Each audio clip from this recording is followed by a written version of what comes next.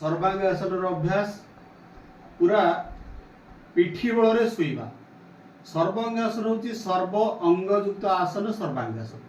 सर्वांगासन आसन को पिला माने और युवक माने निहाती करिया दरकार। यह द्वारा शरीर बल बढ़िबो और शरीर हुष्टपुष्ट हबो, आखि ठीक रहिबो, दिमाग ठीक रहिबो, आखि ठारू पाद पर्यंत ठीक रखिया पई सर्व अंगयुक्त आसन सर्वांगासन अभ्यास करबा।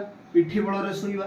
पिठी बल रे शोई धीरे धीरे पाद को उठेबा एवं पूरा उठेबा।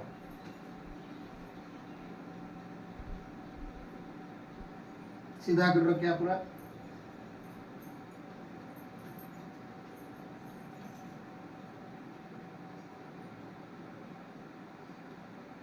श्वासर गति स्वाभाविक, निश्वास नौथुवा एवं छाड़ुथुवा।